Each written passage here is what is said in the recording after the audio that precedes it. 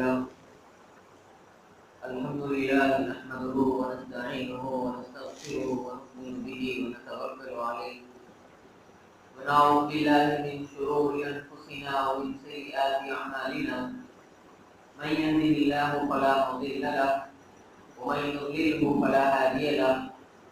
ونشهد أن لا إله إلا الله وحده لا شريك له ونشهد أن سيدنا وسندنا وشفيعنا وحبيبنا وإمامنا ومولانا محمد عبد الله ورسوله أما بعد قال الله تبارك وتعالى في القرآن المجيد والفرقان الحميد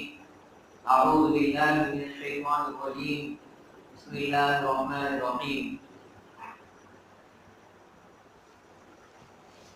شهر رمضان الذي أنزل فيه القرآن هدى للناس وبينات من الهدى والفرقان وقال تعالى في موضع آخر إنا نحن نزلنا الذكر وإنا له لحافظون صدق الله العظيم وصدق رسوله النبي الكريم ونحن على ذلك لمن الشاهدين والشاكرين قابل قدر معزز حاضرین اکرام اور میرے دینی اور ایمانی بھائیوں، السلام علیکم ورحمۃ اللہ وبرکاتہ۔ میں نے قرآن کریم کی جو آیتیں تلاوت فرمائی ہیں اس میں اللہ رب العزت نے قرآن کریم کی 3 صفتوں کو بیان فرمایا ہے۔ پہلی بات تو اللہ نے یہ فرمایا شہر رمضان الذی انزل فیہ القرآن، کہ ہم نے قرآن کریم ایک مقدس کتاب ہے، لہذا ہم اس مقدس کتاب کو ہم نے مبارک مہینے میں یعنی رمضان کے مہینے میں نازل فرمایا ہے۔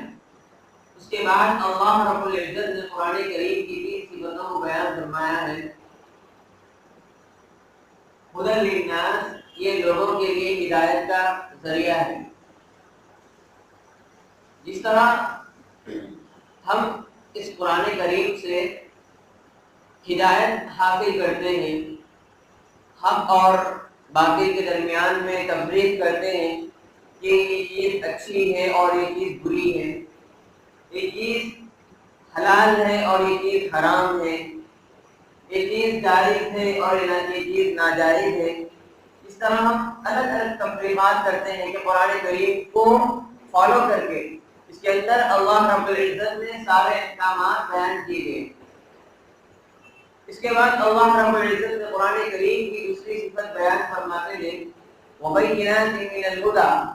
اس کتاب میں اللہ رب العزت نے تمام انسانوں کے لیے ہدایت کا ذریعہ بنایا ہے، یعنی انبیاء اکرام کے واقعات کو اور ان کی زندگیوں کو، ان کے حالات کو اللہ رب العزت نے قرآن کریم میں بیان فرمایا ہے، جسے ہم پڑھتے ہیں، سنتے ہیں، سمجھتے ہیں اور زندگی میں عمل کرتے ہیں۔ اس کے بعد کچھ ہماری زندگی ایک مومن کی طرح گزرتی ہے۔ اس کے بعد اللہ رب العزت نے قرآن کریم کی تیسری صفت جو بیان فرمائی ہے والفرقان، کہ کتاب حق اور باطل کے درمیان میں فرق کرنے والی ہے۔ جس طرح ہم قرآن کریم کے اندر بہت ساری چیزوں کو دیکھتے ہیں، جیسے قرآن کریم کے اندر اللہ رب العزت نے جتنے لوگ اس دنیا میں ہیں، ہر انسان کے مسائل کو اللہ رب العزت نے قرآن کریم میں بیان فرمایا ہے، جیسے نکاح کے مسائل، شادی بیاہ کے مسائل کیا ہیں، اور اسی طرح وراثت کے مسائل کیا ہیں، میراث کے مسائل کیا ہیں۔ اس کے علاوہ طلاق کے مسائل کو، اور اس کے علاوہ نماز کے مسائل کو، روزوں کے مسائل کو، صدقات و نوافل کے مسائل کو اللہ رب العزت نے قرآن کریم میں جس طرح بیان فرمایا ہے، یہ تو ایک جائز اور ناجائز، حلال اور حرام کا ایک امتیاز رہا، لیکن اس سے ہٹ کر اگر ہم قرآن کریم کو دیکھتے ہیں تو یقیناً میرے دوستوں اللہ رب العزت نے قرآن کریم کو فرمایا ہدی للناس، یہ کتاب سارے انسانوں کے لیے ہدایت کا ذریعہ ہے۔ اللہ نے کسی ملک کے لیے، کسی علاقے کے لیے، کسی محلے کے لیے مختص نہیں کیا، بلکہ سارے انسانوں کے لیے یہ کتاب ہدایت کا ذریعہ ہے۔ اور یہ کتاب جو لوگ غیر مسلم ہیں، کرسچینس ہیں اور بہت سارے مذاہب کے رہنے والے ہیں، وہ لوگ قرآن کریم سے استفادہ کرتے ہیں، فائدہ اٹھاتے ہیں، اسے پڑھتے ہیں، ان کا ایمان ہے، لیکن وہ بالقصد وہ ایمان میں قبول نہیں کرتے۔ ان کو معلوم ہے کہ اسلام کے اندر بہت ساری خوبیاں ہیں، اسلام قبول کرنے سے انسان کے اندر ہر اعتبار سے عزت بڑھتی ہے، ہر اسلام کا ہر رکن، اسلام کی ہر چیز، ایک فرد اسلام کا یقیناً انسان کے لیے راحت اور سکون کا ذریعہ ہے۔ ان کو معلوم ہے، لیکن پھر بھی وہ اسلام کے اندر جان بوجھ کر قبول نہیں کرتے، کیونکہ ان کے اندر سوسائٹی کے اعتبار سے پریشرز بھی ہوتے ہیں۔ اس کے علاوہ اور بہت سارے لوگ ہیں جو اسلام قبول نہیں کرتے، ان کو معلوم ہے اسلام کے فوائد کیا ہیں، اسلام کے جو نظریات ہیں، اسلام کے جو آگے چل کر جو فیوچر سے جو آپشنز ہیں اسلام کے، وہ یقیناً فائدہ مند ہیں، لیکن پھر بھی لوگ پیچھے ہٹتے ہیں۔ ابھی کچھ دن پہلے مجھے واٹس ایپ پہ ایک ویڈیو آیا تھا، اس کے اندر باقاعدہ ایک بڑے فلم سٹار کی انٹرویو تھی، نیوز کا حوالہ تھا اس میں، اور وہ انٹرویو یہ دے رہا ہے کہ میں قرآن کریم کو پڑھتا ہوں اور میرے دل کو سکون پہنچتا ہے۔ ہم مسلمان ہیں، ایمانی گھروں میں ہم پیدا ہوئے ہیں، لیکن ہمارا ایمان بھی ہے کہ قرآن پڑھنے سے ہمارا دل مطمئن ہوتا ہے، لیکن پھر بھی ہم اسے قرآن کریم کو کھولتے نہیں، پڑھتے نہیں۔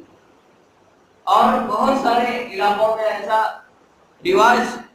ہو رہا ہے جہاں پہ مسلم ممالک ہے یا پھر مسلم کنٹریز ہے، جہاں پر مسلم ہاسپٹلس ہے، وہاں پر باقاعدہ قرآن کریم کی تلاوت سنائی جا رہی ہے، تاکہ جو لوگ ہارٹ پیشنٹ ہیں یا پھر اس کے علاوہ دیگر اور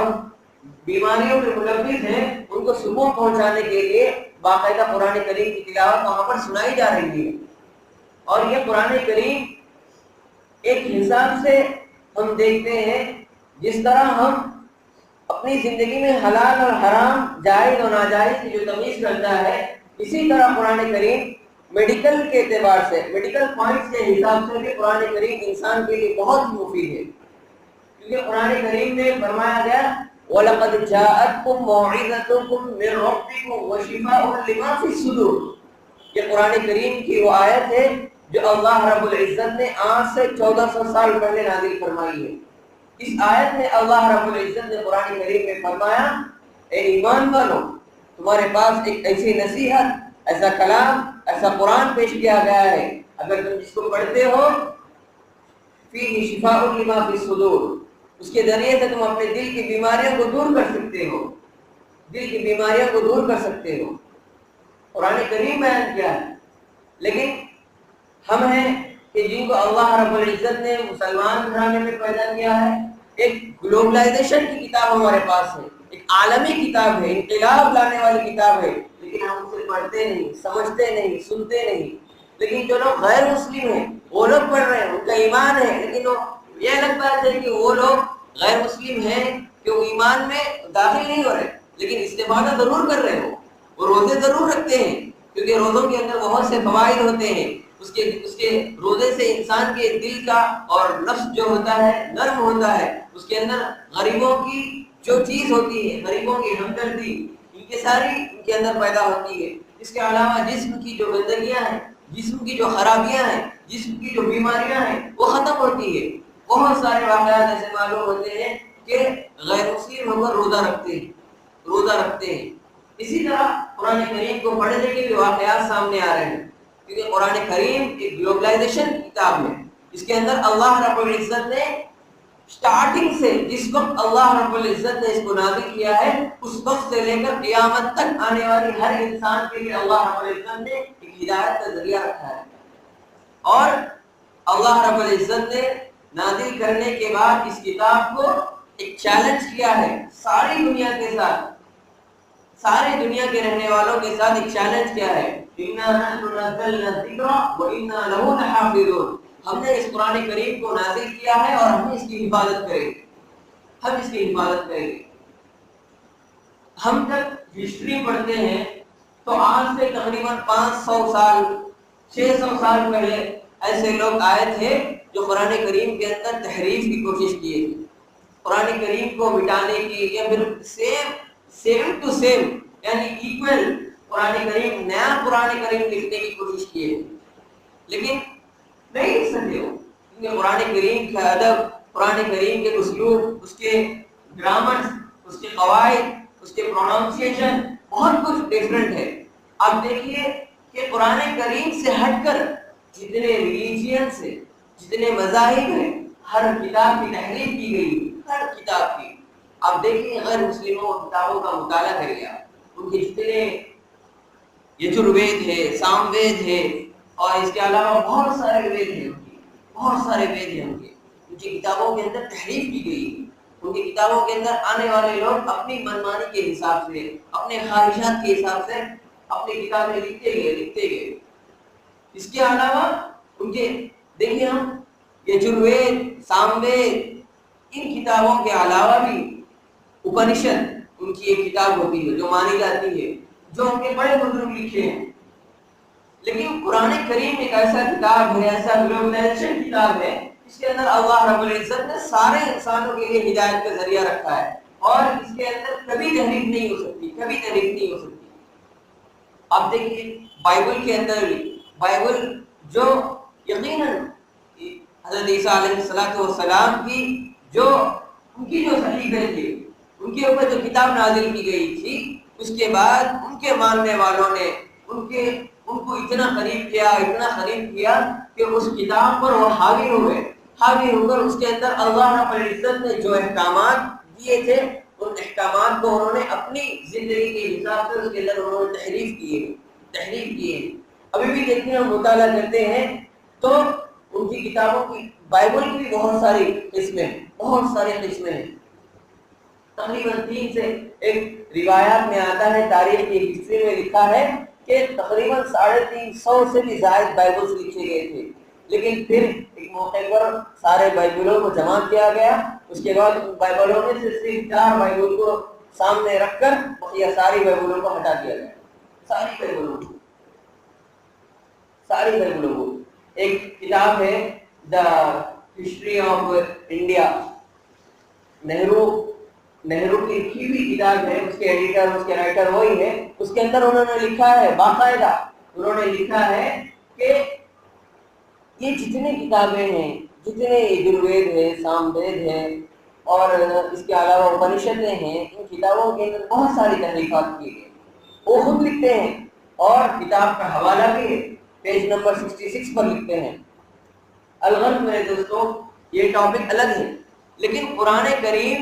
جو ہمارے پاس ہے، یقیناً یہ کتاب سارے انسانوں کے لیے ہدایت کا ذریعہ ہے۔ جیسے ہم دیکھتے ہیں اللہ رب العزت نے قرآن کریم میں فرمایا، انما حرم علیکم المیتۃ والدم ولحم الخنزیر۔ اللہ رب العزت نے تمام لوگوں پر خون کو اور مردار گوشت کو اور خنزیر کو حرام کیا ہے، اس کے ماتحت میں بہت سارے سائنٹسٹ لکھتے ہیں کہ خون کے اندر اور اس کے علاوہ خنزیر کی چربی کے اندر، مردار گوشت کے اندر بہت سارا پوائزن اور بیماریاں ہوتی ہیں۔ HIV اور HBC اس طرح کی بیماریاں پیدا ہوتی ہیں، اور اس کا آہستہ آہستہ اس کا اثر اس کے جسم کے اندر ہوتا ہے۔ جب آدمی مردار گوشت کھاتا ہے، یا پھر خنزیر کی چربی کھاتا ہے، یا پھر اس کے علاوہ دوسری اور حرام چیزیں، خون پیتا ہے جانور کا، اس کے ذریعے سے بیماریاں پھیلتی ہیں۔ قرآن کریم کو اللہ رب العزت نے بہت اعزاز عطا فرمایا، بہت اعزاز، یقیناً بہت پاورفل والی کتاب ہے۔ بس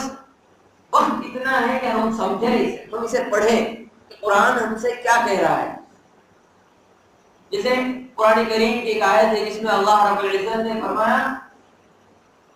وَجَعَلْنَا نَوْمَكُمْ سُبَاتًا وَجَعَلْنَا اللَّيْلَ لِبَاسًا۔ ہم نے تمہارے لیے دین کو، ہم نے تمہارے لیے معاش کا ذریعہ بنایا ہے، یعنی آدمی دن میں ہوتا ہے، کام کاج کرتا ہے، محنت کرتا ہے، مزدوری کرتا ہے، لیکن رات کو اللہ نے کیا فرمایا؟ وَجَعَلْنَا اللَّيْلَ لِبَاسًا، ہم نے رات کو اوڑھنے کی چیز، ایک اوڑھ کر سکون کی چیز، سونے کی چیز بنایا ہے، جس کے اندر بندے دن بھر کام کرے ہوئے ہوتے ہیں، رات میں تھک کر ہوتے ہیں، سوتے ہیں۔ تو غور کرنے کی بات یہ ہے کہ جب آدمی ایک ہی کروٹ پر سوتا ہے، ایک ہی کروٹ پر سوتا ہے، تو ہوتا یہ ہے کہ اس کی جو باڈی کا جو ویٹ ہوتا ہے،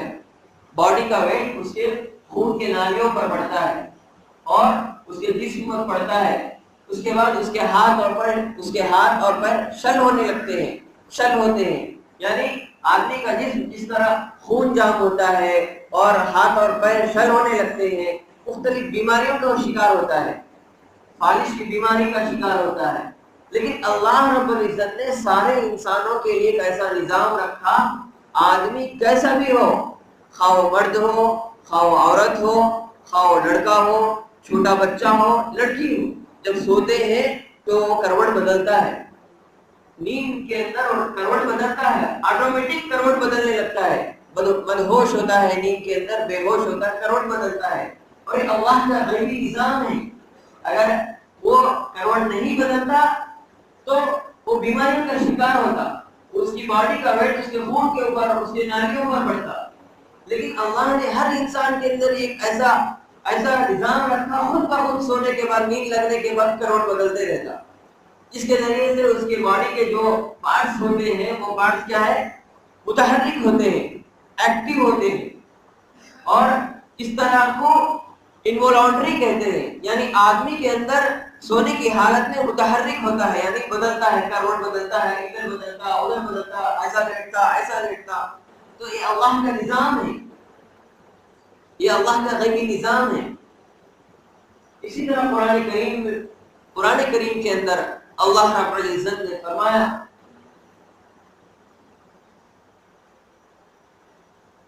اللہ رب العزت نے قرآن کریم میں فرمایا، قرآن کریم کی ایک آیت ہے جس میں اللہ رب العزت نے باقاعدہ بندوں کو، یہ باقاعدہ بہت ساری آیات میں اللہ رب العزت نے تاکید کے ساتھ فرمایا کہ جو جانور ہیں، مختلف جانور اللہ رب العزت نے پیدا کیے اس دنیا کے اندر، جسے اونٹ ہے، گائے ہے اور بیل ہے، بکرا ہے، بکری ہے، اور اللہ رب العزت نے ان ساری چیزوں کو انسانوں کے لیے پیدا کیا ہے، انسانوں کے لیے پیدا کیا ہے۔ انسان اس کے ذریعے سے فائدہ اٹھاتے ہیں، اس کی کھال سے استفادہ کرتے ہیں، فائدہ اٹھاتے ہیں، اس کے دودھ سے فائدہ اٹھاتے ہیں، اور قرآن کریم میں فرمایا صاحبًا للشاربین، یعنی جانوروں کے دودھ کے پینے کے اندر اللہ رب العزت نے نفع رکھا ہے، نفع صاحبًا للشاربین، بہت سارے پروٹینز اس کے اندر ہوتے ہیں، بہت سارے وٹامنز اس کے اندر ہوتے ہیں، بہت سارے فائدے اس کے اندر ہوتے ہیں۔ اللہ رب العزت نے قرآن کریم کو بڑا حساب عطا فرمایا ہے، 1400 سال پہلے ہی اللہ رب العزت نے فرمایا ہے کہ جو جانور ہے، جو جانور اللہ رب العزت نے حلال کیے ہیں، ان جانوروں کے دودھ کے اندر اللہ رب العزت نے بہت سارے فائدے رکھے ہیں، بہت سارے فائدے رکھے ہیں۔ اور آج کے سائنٹسٹ تحقیق کے بعد، ریسرچ کے بعد لکھتے ہیں کہ انسان کے پیٹ کے اندر ایک آنتڑی زیادہ ہوتی ہے، ایک آنت زیادہ ہوتی ہے جو گوشت کو گلانے کے لیے ہوتی ہے، گوشت کو گلانے کے لیے ہوتی ہے، کیونکہ ویجیٹیرین اور نان ویجیٹیرین کا جو مسئلہ ہے، اس کے اندر اللہ رب العزت نے دونوں چیزوں کو بھی بہت ساری قوتوں سے نوازا ہے۔ یہ دونوں چیزوں کے اندر بھی بہت ساری ہیلتھی، بہت سارے پروٹینز، بہت سارے وٹامنس ہوتے ہیں، اس کے ذریعے سے انسان استفادہ کرتا ہے اور ہیلتھی ہوتا ہے۔ اور آج کے سائنٹسٹ لکھتے ہیں کہ انسان کے پیٹ کے اندر ایک آنتڑی، ایک آنت اللہ رب العزت نے صرف اس لیے زیادہ کیا ہے کہ وہ گوشت کو گلانے کے لیے کام آتی ہے، کیونکہ جو بھاجی ہوتی ہے، ٹماٹر ہوتے ہیں، یا پھر اس طرح کی اور جو سبزی ہوتی ہے، اس کو گلانے کے لیے، اس کو ہاضمے کے لیے زیادہ پریشر کی، زیادہ انرجی کی ضرورت نہیں ہوتی، لیکن گوشت کو گلانے کے لیے ایک پاورفل آنت کی ضرورت ہے۔ تو اس کے لیے سائنٹسٹ لکھتے ہیں کہ ایک آنتڑی جسم کے اندر زیادہ ہوتی ہے جو گوشت کو گلانے کے لیے کام آتی ہے۔ اس کے علاوہ جو لکھتے ہیں سائنٹسٹ کے، انسان جو جانور اور جو انسان گوشت کھاتے ہیں ان کو اللہ رب العزت ان کے دانتوں کی ایک نشانی کہ ان کے دانت نکلے ہوئے ہوتے ہیں، یعنی یہ جو کنارے کے جو دانت ہوتے ہیں یہ دانت اس طرح نکلے ہوئے ہوتے ہیں تاکہ اس سے گوشت کو توڑنے میں آسانی ہوتی ہے۔ میرے دوستوں، قرآن کریم نے آج سے 1400 سال پہلے ہر چیز کے فائدے لکھے، ہر چیز کے فائدے لکھے، خواہ وہ میڈیکل پوائنٹس کے اعتبار سے ہو یا پھر ہدایت کے اعتبار سے ہو، تو ہر اعتبار سے اللہ رب العزت نے قرآن کریم کو بہت سارے اعدادات سے، بہت سارے نوازشات سے عطا فرمایا ہے۔ بس فرق اتنا ہے کہ ہم اسے کھولیں، پڑھیں کہ قرآن ہم سے کیا کہتا ہے، قرآن ہمیں کیا کہنا چاہتا ہے، کہ بس اتنی ضرورت ہے۔ میرے دوستوں بزرگوں، قرآن کریم کے اندر ایک آیت ہے جس میں اللہ رب العزت نے فرمایا کہ جب بچہ چھوٹا ہے، 1 سال پیدا ہوتا ہے، تو پیدا ہونے کے بعد سب سے پہلے سب سے لذیذ چیز، سب سے ٹیسٹیبل، سب سے پسندیدہ چیز، سب سے ہیلدی چیز اس چھوٹے معصوم کے لیے اللہ رب العزت نے قرآن کریم میں فرمایا کہ عورت کا دودھ چھوٹے بچے کے لیے بہت نفع بخش ہے، بہت نفع بخش ہے۔ اور باقاعدہ اس کے تحقیق کے بعد لکھتے ہیں کہ ڈاکٹرز ڈبوں کے دودھ میں اور پیکٹوں کے دودھ میں بہت سارے نقصانات ہوتے ہیں، بہت سارے اس میں ملاوٹ ہوتی ہے، لیکن جو بندہ جو چھوٹا معصوم اپنی ماں کا دودھ پیتا ہے، جس کو 2.5 سال تک جس کو اپنی ماں کا دودھ ملتا ہے، وہ یقیناً صحت مند ہوتا ہے، ہیلدی ہوتا ہے۔ اور قرآن کریم اسی کی طرف توجہ دلائی ہے، اسی کی تاکید کی ہے کہ اپنے بچوں کو 2.5 سال تک اپنی ماں کا دودھ پلاؤ، اپنی ماں کا دودھ پلاؤ۔ سورہ لقمان کی آیت ہے۔ میرے دوستوں دیکھیے، بندہ ہو، ایک عورت یا پھر کوئی ایک اور جانور، جب وہ غذا کھاتا ہے، گھاس کھاتا ہے، کھانا کھاتا ہے، پانی پیتا ہے، وہ چیزیں ساری کی ساری چیزیں اندر جانے کے بعد صاف ہو کر، صاف و شفاف ہو کر، اسے ساری مشینوں کے ذریعے سے اسے کلین کرنے کے بعد ایک وقت آتا ہے جس میں اللہ رب العزت نے ایک دودھ کی شکل میں اس کا کلر چینج کرتے ہیں، اس کے اندر اس کی خوشبو پیدا کرتے ہیں اور اس کے اندر ایک قسم کا مزہ پیدا کرتے ہیں، خواہ وہ جانور کے اندر ہو یا عورت کے دودھ کے اندر ہو۔ اللہ رب العزت نے ایک نظام بنایا ہے، ایک نظام بنایا ہے کہ جو چیزیں باہر سے اندر جاتی ہے اس کا اثر اندر ہوتا ہے، اس کا اثر اندر ہوتا ہے۔ میرے دوستوں، قرآن کریم یقیناً اعزاز والی کتاب ہے۔ اس کتاب کو ہم صرف اپنے دماغوں پر، اپنے سر کے اوپر یا پھر اپنے سر کے بازو میں رکھنا نہیں، بلکہ ہم اس قرآن کریم کو اپنے دماغ کے اندر رکھنا ہے، دماغ کے بازو میں رکھنا نہیں، دماغ کے اندر رکھنا ہے کہ ہمیشہ ہر قدم پہ یہ سوچنا چاہیے کہ قرآن قدم اٹھائے، قدم اٹھا کر قدم رکھنے سے پہلے یہ سوچنا چاہیے کہ قرآن یہ کہتا ہے کہ کیا قرآن کو اور سائنس کو ہم کمپائر کر لیں، لیکن پھر بھی قرآن آگے نکلتا ہے، قرآن آگے نکلتا ہے۔ آج 1400 سال کے بعد قرآن نازل ہونے کے بعد آج کے سائنٹسٹ تحقیق کرتے ہیں کہ قرآن یقیناً گلوبلائزیشن والی کتاب ہے، عالمی کتاب ہے۔ میرے دوستوں بزرگوں، جس طرح بندہ نماز پڑھتا ہے، روزے رکھتا ہے، جس طرح بندہ نماز پڑھتا ہے، روزے رکھتا ہے، اس کا اثر اس کے روح پر پڑتا ہے، اس کے ایمان پر پڑتا ہے۔ جس طرح جیسے جیسے وہ نمازی بنے گا، جیسے جیسے وہ روزگار بنے گا، اس طرح اس کا ایمان پاورفل ہوتا ہے، طاقتور ہوتا ہے۔ اسی طرح قرآن کریم کے میڈیکل پوائنٹس کے اعتبار سے بھی اگر ہم قرآن کریم کو فالو کریں گے تو آدمی یقیناً جسم کے ساتھ ساتھ روح کے ساتھ ساتھ پاورفل بنتا ہے، پاورفل بنتا ہے۔ میرے دوستوں بزرگوں، چنانچہ قرآن کریم میں بہت سارے فضائل بیان کیے گئے ہیں۔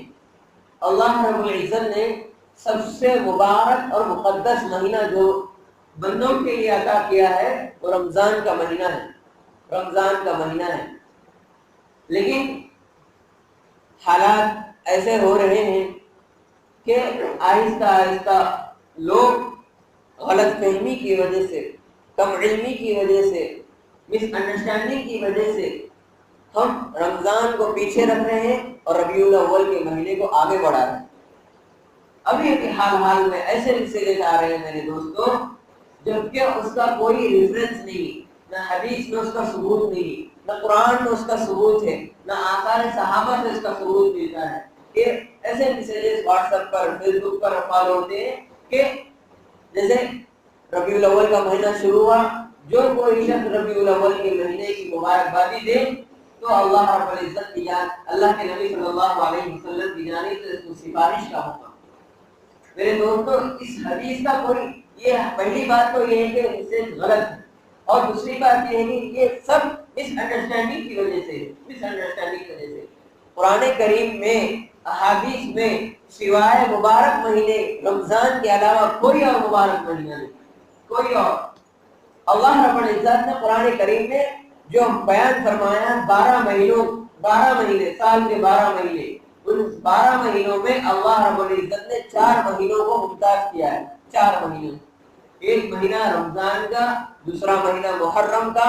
اور رمضان سے پہلے ذی-القعدہ کا، اور اس سے پہلے رجب کا مہینہ، کیونکہ اس کے اندر رجب کے مہینے کے اندر، کیونکہ رمضان کی تیاری کرنا ہوتا ہے، رمضان تو رمضان ہے ہی، اس کے علاوہ ذی-القعدہ کا جو مہینہ ہوتا ہے اس کے اندر اللہ رب العزت نے حج جیسی بڑی مبارک، حج کو فریضہ، مسلمانوں کا ایک فریضہ قرار دیا ہے۔ اس کے علاوہ اس کی فضیلت ہے،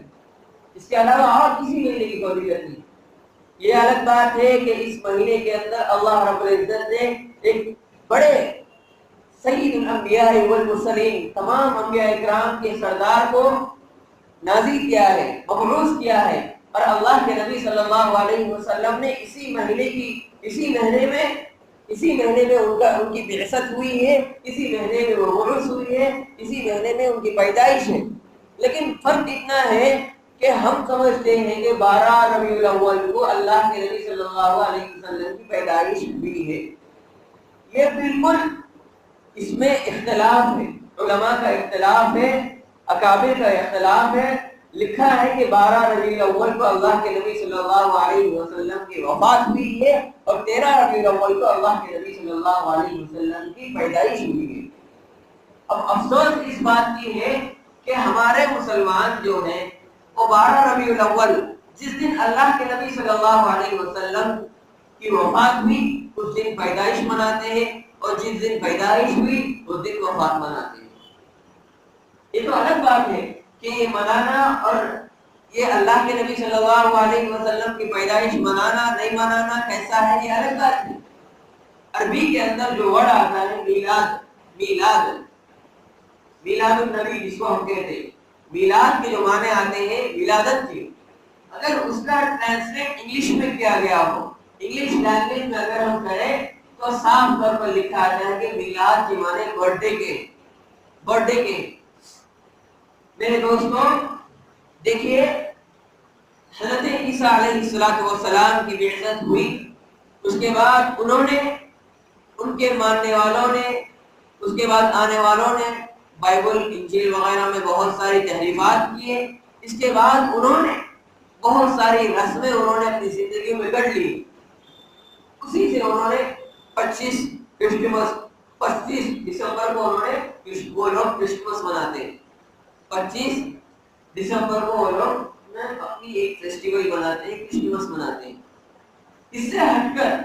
اگر ہم دیکھیں تو یقیناً اللہ کے نبی صلی اللہ علیہ وسلم کے تمام انبیاء کے سردار ہے، تو لوگوں کی ذہنیت جو بدلی ہوئی ہے کہ ہم کیوں ان کا برتھ ڈے نہ منائیں، بہت سارے دیکھا دیکھی میں،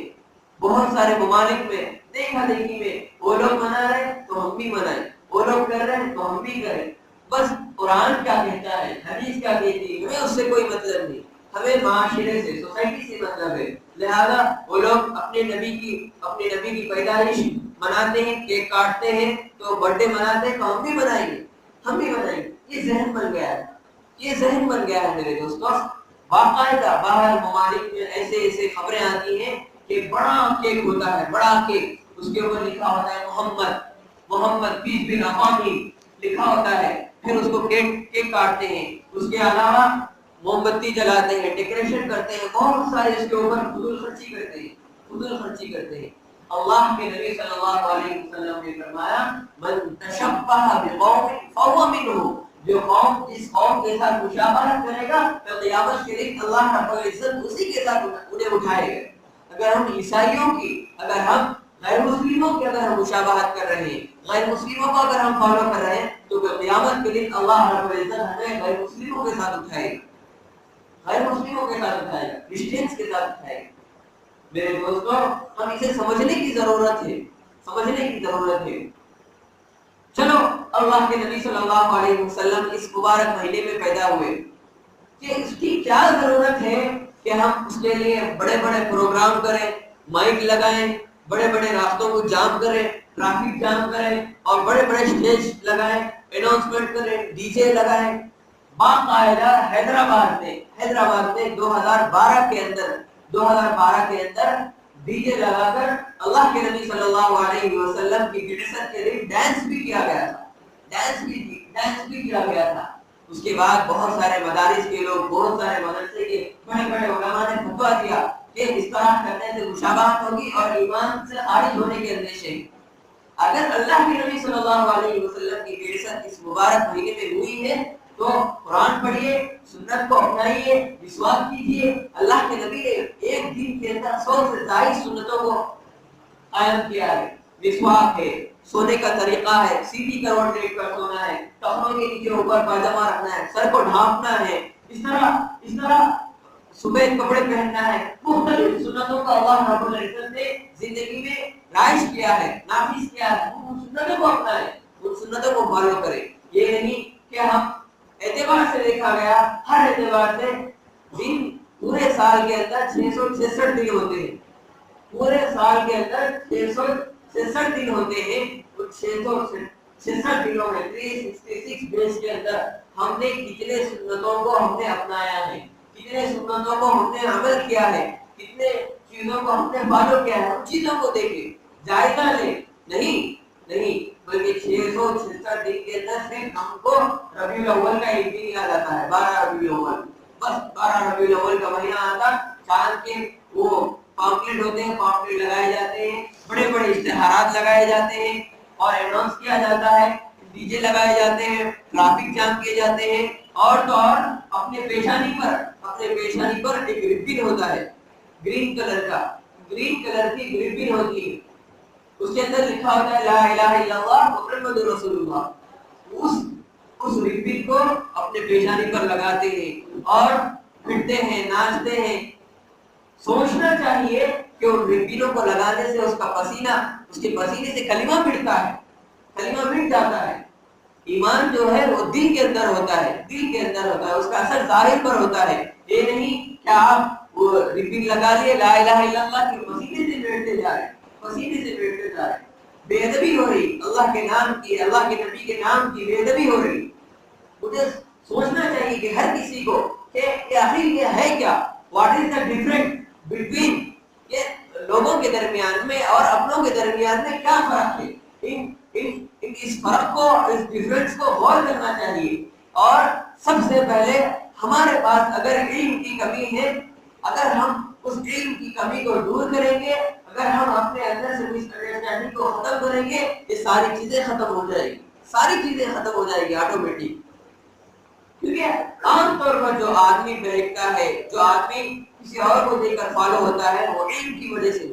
لوگوں کے بہکاوے کی وجہ سے. کیونکہ ربیع الاول کے مہینے میں بہت سارے وہ لوگ زیادہ بڑھ چڑھ کر حصہ لیتے ہیں جو لوگ باپ داداؤں کے زمانے سے فاتحہ یا پھر اور رجب کے موقع پر کتے وغیرہ کرتے ہیں. اب ان کو بولا بھی جائے, سمجھا بھی جائے, نہیں وہ سب ہمارے ابا بھی کرتے تھے, ہمارے نانا بھی کرتے, وہ چل لیتے. کب تک چلے گا میرے دوستوں؟ ہم اسے غور کرنا چاہیے کہ قرآن کو اور حدیث کو اور ہم اپنی زندگیوں کو سامنے رکھ کر کمپیئر کرنا چاہیے کہ یہ چیز صحیح ہے یا نہیں, غلط ہے یا صحیح ہے, حق ہے یا باطل ہے, جائز ہے یا ناجائز ہے. اس کو فرق کرنا چاہیے. بس لوگوں کے بہکاوے میں آ کر، لوگوں کی باتوں میں آ کر لوگ جدھر جا رہے ہیں ہم بھی ادھر جا رہے ہیں۔ میرے دوستوں لوگوں، اس مبارک مہینے کی فضیلت یہی ہے کہ اللہ کے نبی صلی اللہ علیہ وسلم جو ساری کائنات کے لیے ہیں، اور اس کے بعد اللہ کے نبی کے بعد کوئی نبی نہیں آئے گا۔ جس طرح اللہ رب العزت نے دن کے اندر، ہفتے کے اندر 7 دن ہوتے ہیں، 7 دن کے اندر اللہ رب العزت نے جمعے کو افضل قرار دیا ہے، اور سال کے جو 366 دن ہوتے ہیں ان 366 دنوں میں سب سے اول ترین دن عید کے ایام ہے۔ عید یعنی 2، عید الفطر اور عید الاضحیٰ۔ اس کے علاوہ ساری اللہ رب العزت نے 4 کتابیں نازل فرمائی ہیں۔ ان 4 کتابوں میں سب سے افضل کتاب اللہ رب العزت نے قرآن کریم کو عطا فرمایا ہے، قرآن کریم کو اعزاز عطا فرمایا ہے۔ اسی طرح اللہ رب العزت نے ایک کم و بیش 1,24,000 انبیاء اکرام علیہ السلام کو مبعوث فرمایا ہے، اس دنیا میں میسنجر کی حیثیت سے، ایک پیغام دینے والے کی حیثیت سے اس دنیا میں بھیجا ہے۔ تو ان 1,24,000 انبیاء اکرام علیہ السلام نے سب سے افضل اللہ کے نبی صلی اللہ علیہ وسلم کو قرار دیا ہے۔ اور جو سید الانبیاء والمرسلین ہیں، سید کے جو معنی آتے ہیں وہ سردار کے، یعنی اللہ کے نبی صلی اللہ علیہ وسلم سارے انبیاء کے سردار ہیں، ان کے بعد کوئی نبی نہیں آ سکتا۔ جب ان کے بعد نہ کوئی نبی آئے گا، ان کے بعد نہ کوئی کتاب آئے گی، ان کے بعد نہ کوئی شریعت آئے گی، ان کے بعد نہ کوئی اور چیز آئے گی، تو ہم اسی کو فالو کرنا ہے۔ تو میرے دوستوں ہر اعتبار سے ہم اس کے اندر کود پڑنا چاہیے، ہر اعتبار سے اللہ کے نبی کی ایک سنت کو ہم فالو کرنا چاہیے، ایک سنت کو۔ ابھی قرآن کریم کی جو آیتوں کو میں نے آپ کے سامنے پیش کیا ہے وہ تو ایک میڈیکل کے اعتبار سے، میڈیکل پوائنٹس کیا کہتے ہیں اس اعتبار سے میں نے اس کو پیش کیا تھا، لیکن قرآن کریم سے ہٹ کر اللہ کے نبی صلی اللہ علیہ وسلم کی لائف کا، ان کی زندگی کا، ان کی حیات کا اگر ہم جائزہ لیں، اگر اسے پڑھیں تو سمجھ میں آئے گا کہ اللہ کے نبی کی ایک سنت میں بہت سارے فائدے رکھے، ایک سنت کے اندر اللہ رب العزت نے اللہ کے نبی صلی اللہ علیہ وسلم کو وہ عنایت فرمایا ہے، کیونکہ اللہ نے فرمایا وما ارسلناک الا رحمۃ للعالمین، وما ارسلناک الا رحمۃ للعالمین، ہم نے اس نبی کو صرف ایک امت کے لیے نہیں بھیجا، عالمین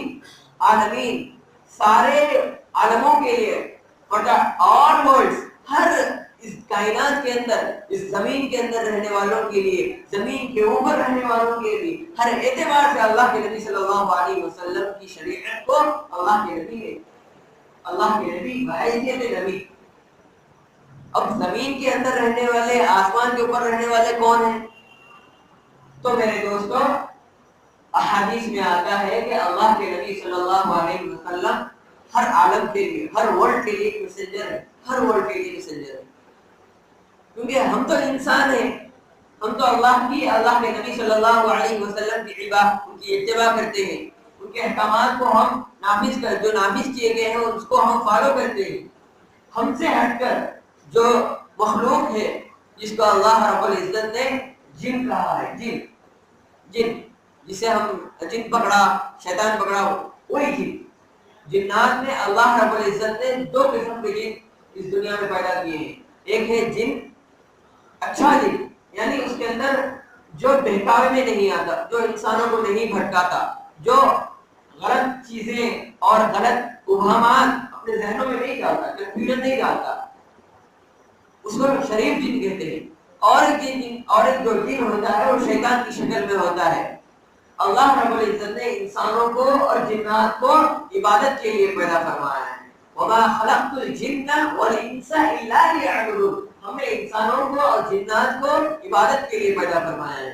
تو اس زمین کے نیچے جو جنات ہوتے ہیں اور زمین کے اوپر، آسمان کے اوپر جو جنات ہوتے ہیں، ہر جن کے لیے اللہ کے نبی آخری نبی ہے، اللہ کے نبی آخری نبی ہے۔ جس طرح ہر انسان کے لیے اللہ کے نبی آخری نبی ہے، اسی طرح ہر جن کے لیے بھی اللہ کے نبی صلی اللہ علیہ وسلم آخری نبی ہے۔ میرے دوستو اللہ کے نبی صلی اللہ علیہ وسلم کی ایک سنت کو ہم اپنائیں اور سمجھیں اور کوشش کریں، اور یہ نہیں کہ بس ایک प्रोपेगेंडा लगाया गया, एक बहैसियत एक फेस्टिवल के अल्लाह के नबी सल्लल्लाहु अलैहि वसल्लम की बिअसत के लिए, उनकी पैदाइश के लिए उनका बर्थडे मनाया गया। बस ये मेरे दोस्तों इस्लाम के अंदर इसका कोई ताकत नहीं है। हम देखते हैं अल्लाह के नबी सल्लल्लाहु अलैहि वसल्लम के बाद जो अंबिया आए थे, जो अल्लाह के नबी सल्लल्लाहु अलैहि वसल्लम के बाद जो पैगंबर आए थे, अल्लाह के नबी सल्लल्लाहु अलैहि वसल्लम के बाद जो सहाबा इकराम और असलाफ ताबईन तबे ताबईन का जो जमाना था, उस जमाने के अंदर सारे के सारे लोग इस बिदअत से, इस चीज से बरी थी, इस चीज से बरी थे। यानी उनकी जिंदगियों का मुताला करेंगे तो समझ में आएगा कि वो लोग कभी न ईद मिलाद मनाए थे और न उनके पास से कोई सबूत मिलता है, कोई सबूत नहीं मिलता। ये एक फेस्टिवल के तौर पर मनाया जा रहा है। असल फेस्टिवल, असल उसूल यही है कि वो उसे अपनी जिंदगी में लाए, कि अल्लाह के नबी की सुन्नत को अपनी जिंदगी में लाए। यही बड़ी फेस्टिवल है, यही बड़ा फेस्टिवल है। अब देखिए 24 अगर मान ले 12-13 रबीउल अव्वल 24 दिसंबर को आ रहा है, तो दूसरे दिन 25 दिसंबर आ रहा है, क्रिसमस आ रहा है। अब मनाएंगे पहले जो लोग मिसअंडरस्टैंडिंग की वजह से, कमजोरी की वजह से ईद मिलाद मना रहे हैं, वो पहले मनाएंगे अल्लाह के नबी सल्लल्लाहु अलैहि वसल्लम की विलादत की पैदाइशी दिन। दूसरे दिन क्रिसमस मनाएंगे, यानी क्रिश्चियंस जो मनाएंगे 25 दिसंबर को अपनी वो फेस्टिवल मनाएंगे। तो मेरे दोस्तों देखें कि वो लोग जिस तरह वो लोग जा रहे हैं मिसअंडरस्टैंडिंग की वजह से, हम लोग भी उसी तरह जा रहे हैं। उनके और हमारे दरमियान में क्या फर्क रहा, क्या फर्क रहा मेरे दोस्तों? इसलिए मेरे दोस्तों समझने की जरूरत है, पढ़ने की जरूरत है। और ये नहीं कि फेसबुक पर आए मैसेजेस हम उसे पढ़ लिए, बस फॉलो करें, लाइक करें, कमेंट करें, ये नहीं, हम उसे शेयर करें। बहुत सारे फेसबुक पर और व्हाट्सएप पर ऐसे मैसेजेस बने बनाए आ रहे हैं कि अगर आप इसको शेयर करेंगे तो आपको इतने नहीं किया, अगर आप इसको फॉलो, अगर आप इसको आगे के लोगों को शेयर करेंगे तो आपके ऊपर से बलाएं चल जाएगी। मेरे दोस्तों ये सारी चीजें बनाई जा रही है बस इंसान का जो वक्त है उस वक्त को खत्म करने के लिए, इंसान की वक्त की बर्बादी के लिए चीजें बनाई जा रही है। इसलिए व्हाट्सएप पर, फेसबुक पर खास तौर पर हमें मोहतात रहना चाहिए कि कौन सी चीज सही है, कौन सी चीज गलत है, वो कंपेयर करने का और फर्क करने का तरीका हमारे अंदर आना चाहिए। वो तरीका हमारे अंदर आना तो हम उसे कुरान करीम पढ़ने से, अहादीस पढ़ने से और अपने उर्दू सीखने से, अरबी सीखने से, ये चीजें सीखने से हमारे अंदर वो चीजें आएंगी। वरना उसके अलावा हमारे अंदर फर्क करने का तरीका नहीं आता, हम जाहिल ही नहीं है। हम हमेशा अपनी जिंदगी का हर रोल, हमारी जिंदगी का, हमारी लाइफ की हर चीज हम इस अंडरस्टैंडिंग की वजह से गुमराही की तरफ ही जाते रहे। मेरे दोस्तों बुजुर्गों, हम सबसे पहले नंबर 1 इल्म की जो कमी है उस इल्म की कमी को दूर करना चाहिए, इस अंडरस्टैंडिंग को दूर करना चाहिए। और जो चीज सही है और गलत है वो अपने इमाम से और अपने एक अच्छे आलिम से हम उसे कंपेयर करना चाहिए कि कोई शक हुआ, कोई डाउट हुआ तो पूछ लेना चाहिए कि ये चीज गलत, ये सही। ये नहीं कि आपके दोस्त बोल दिए आप उसके ऊपर अमल कर लिए, ये नहीं। मेरे दोस्तों बुजुर्गों, जो बातें कही गई है खुसूसन अल्लाह रब्बुल इज्जत से दुआ है कि अल्लाह रब्बुल इज्जत हम तमाम को उन बातों पर अमल करने की तौफीक अता फरमाए और खास तौर पर इस महीने की जो बरकतें हैं उन बरकतों को अपनाने की तौफीक अता फरमाए और सारी जिंदगी में